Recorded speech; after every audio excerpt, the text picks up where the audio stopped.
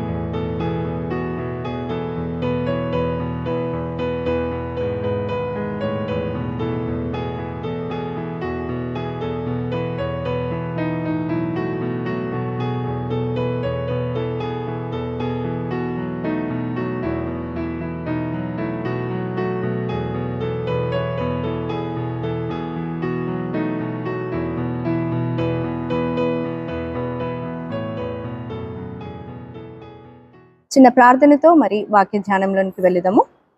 ప్రార్థన.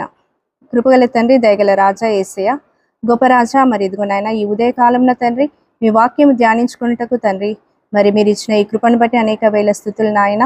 మరి మీ వాక్యము ద్వారా తండ్రి మా జీవితాలను బాగుపరుచుకొని మరి మీ వాక్య వెలుగులో తండ్రి మేము నడుచుటకు మీ కృపను అనుగ్రహించమని యేసయ్య నీ బంగారు పాదాలను బట్టి బ్రతిమాలు వేడుకొంచున్నాను ప్రభువా, ఆమేన్. ఈరోజు న్యాయాధిపతుల గ్రంథం గురించి మనం ధ్యానింపబోచున్నాము.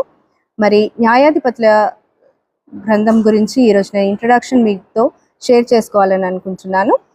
మొట్టమొదటిగా మరి న్యాయాధిపతుల గ్రంథాన్ని ఎందుకు రాయవలసి వచ్చింది, న్యాయాధిపతులను ఎందుకు దేవుడు ఏర్పరచుకోవాలని అనుకున్నారో దాని గురించి తెలియజేస్తానండి.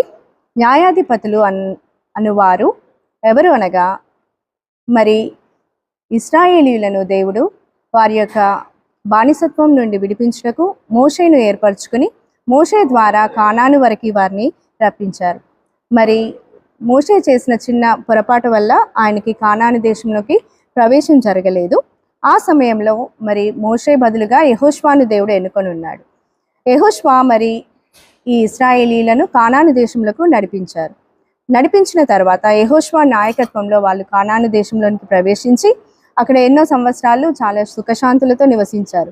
కానీ యెహోషువ కాలము సమీపమైనప్పుడు యెహోషువ వారు తిరిగి కానానీయులతో సాంగత్యము చేసి వారి యొక్క పద్ధతులను, వారి యొక్క అన్యదేవతలను పూజించి వారి యొక్క సహవాసంలోనికి వెళ్తున్నారని గమనించినప్పుడు యెహోషువ ఒక మాట అంటారు. ఏమని అంటే, మీరు ఏ దేవుణ్ణి పూజించినా నేనును నా ఇంటి వారు మాత్రము యెహోవాను సేవింతుము అని ఆయన చెప్తుంటాడు.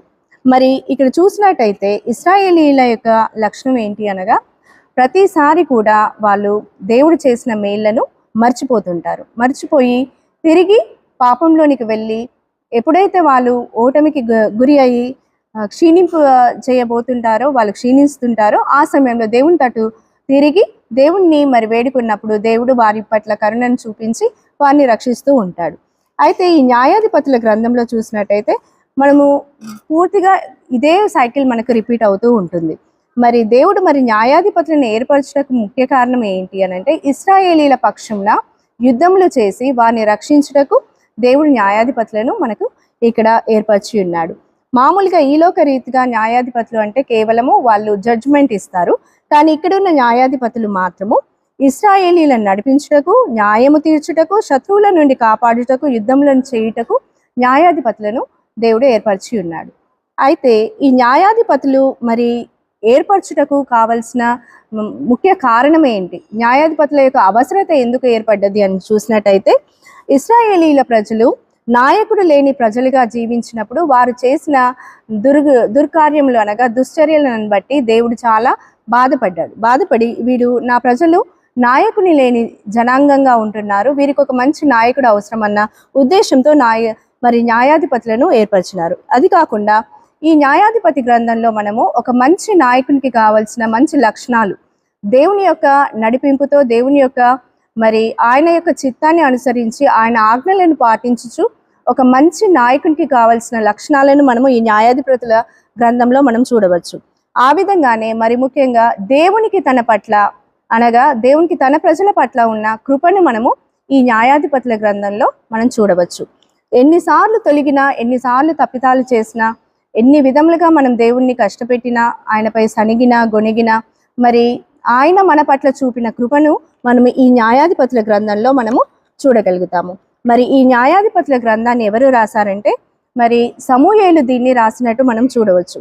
బైబిల్ గ్రంథంలో ఎక్కడా కూడా సమూయేలు దీన్ని రాశాడని లేదు, కానీ రాసిన కాలం అనగా క్రీస్తు పూర్వము 1024వ సంవత్సరం నుండి క్రీస్తు పూర్వము 1000 సంవత్సరము మధ్యలో ఇది రచింపబడినట్టు మనం చూడవచ్చు.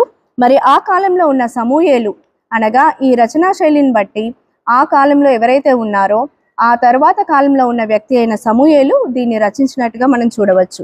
అయితే మరి ఒక విషయం ఏంటంటే, రూతు గ్రంథం కూడా ఈ న్యాయాధిపతుల గ్రంథంలో ఒక భాగము. కానీ బైబిల్ కాననైజేషన్ చేసినప్పుడు ఈ రూతు గ్రంథాన్ని సపరేట్ చేశారు. న్యాయాధిపతుల గ్రంథం నుండి దాన్ని వేరుగా చేసి న్యాయాధిపతుల గ్రంథం తర్వాత దాన్ని ప్రింట్ చేశారు. మరి ఈ న్యాయాధిపతుల యొక్క కాలము దాదాపుగా 332 నుండి 400 సంవత్సరాలు వీరు పరిపాలించారు. న్యాయాధిపతులు ఈ బైబిల్లో చూసినట్టయితే ఈ గ్రంథంలో మొత్తము 13 మంది, అందులో 12 మంది పురుషులు, ఒక స్త్రీ. ఆ స్త్రీయే దెబోరా. ఈ దేవుడు మరి ఏర్పరచుకున్న ఈ న్యాయాధిపతులు అందరూ కూడా గొప్ప గొప్ప మేధావులు, లేకపోతే మంచి విద్య కలిగిన వారు కాదండి. అందరూ కూడా అణగారిన వర్గానికి చెందిన వారు, ఇతరులతో విసర్జింపబడిన వారు, మరియు అందులో గొప్పవారు అయిన స్త్రీ ఎవరైతే ఉందో, దెబోరా ఎవరైతే ఉన్నారో, ఆ కాలంలో కనీసము ప్రజా సంఖ్యలో కూడా స్త్రీల యొక్క గణన తీసుకునేవారు కాదు. అలాంటి సమయంలో దెబోరాను దేవుడు మరి న్యాయాధిపతిగా ఎంచుకొని తన కార్యాన్ని జరిపించుకున్నారు. యెఫ్తాను చూసినట్టయితే ఆయన ఒక వ్యభిచారి కుమారుడు అయినను ఆయన యెఫ్తాను తృణీకరించకుండా మరి న్యాయాధిపతిగా ఎంచుకున్నాడు. మరి దేవుని చిత్తము, దేవుని కృప ఉన్నట్టయితే ఎలాంటి వారినైనా, ఎంతటి బలహీనులనైనా ఆయన వాడుకొనుటకు ఆయన సిద్ధపరుస్తాడు. ఆయన యొక్క మరి హస్తము మనకు తోడై ఉన్నట్టయితే ఎలాంటి కార్యాలైనా చేయగలుగుతాము. మన ఆత్మ, దేవుని ఆత్మ మనపై ఉన్నప్పుడు ఎలాంటి కార్యాన్నైనా చేయగలుగుతాము, ఎలాంటి యుద్ధాన్నైనా మనము ఎన్నుకోగలుగుతాము. అయితే ఇక్కడ చూసినట్టయితే మరి న్యాయాధిపతుల గ్రంథాన్ని 3 భాగాలుగా మనం విభజించినట్టయితే 1 నుండి 2 అధ్యాయాలు చూసినట్టయితే కాపరి లేని గొర్రెల యొక్క పరిస్థితి మనకు తెలుస్తుంది. ఇశ్రాయేలీలు కాపరి లేక ఎలా చెల్లా చెదురైపోయారు, వారికి ఒక నాయకత్వం లేనందువల్ల వాళ్ళు ఇతరుల యొక్క ఆచారాలు ఎలా మరి అవలంబించారో తెలుస్తుంది. ఆ విధంగానే 3 నుండి 16 అధ్యాయాలు చూసినట్టయితే ఇశ్రాయేలీ న్యాయాధిపతులు చేసిన కార్యాలు, ఇశ్రాయేలీల పట్ల న్యాయాధిపతులు ఏ యుద్ధాలు చేశారు, వారి పక్షంలో ఏ విధంగా పోరాడారన్నది 3 నుండి 16 అధ్యాయంలో తెలుస్తుంది. 17 నుండి 21 అధ్యాయాలు చూసినట్టయితే న్యాయాధిపతులు మరియు రాజులు లేనప్పుడు జరిగిన సంఘటనలు. 16వ అధ్యాయం వరకు మనకు న్యాయాధిపతులు కనిపిస్తారు. 17వ అధ్యాయం నుండి న్యాయాధిపతి కానీ, ఎలాంటి నాయకుడు కానీ, ఎలాంటి రాజు కానీ ఉండరు. అలాంటి సమయంలో భయంకరమైన పరిస్థితుల్లో ఇశ్రాయేలీలు మళ్ళీ తిరిగి పడిపోతారు. ఆ సమయంలో మరి దేవుడు ఏ కార్యములు చేశాడు అన్నది మనకు 17 నుండి 21వ అధ్యాయాల్లో మనము చూస్తాము. మరి ఇక్కడ చూసినట్టయితే మొట్టమొదటిగా మనము న్యాయాధిపతి గ్రంథంలో మనం నేర్చుకోవాల్సింది ఏంటంటే ముఖ్యంగా 3 విషయాలను మనము నేర్చుకోగలుగుతాం. 1, నాయకుడు కాపరి లేని ప్రజలు ఏ విధంగా చెడిపోతారు అది. 2వది ఏంటంటే మంచి నాయకుని యొక్క లక్షణాలు. 3వది ఏమిటనగా దేవుడు తన ప్రజల పట్ల తన కృపను ఏ విధంగా చూపుతాడు అన్నది. ఈ 3 విషయాలను మనం న్యాయాధిపతుల గ్రంథంలో చూసుకోవచ్చు. మరి నెక్స్ట్ ఎపిసోడ్లో మనము న్యాయాధిపతుల 1వ అధ్యాయాన్ని ధ్యానించుకుందాము. ఈ వాక్యము దేవుడు దీవించును గాక.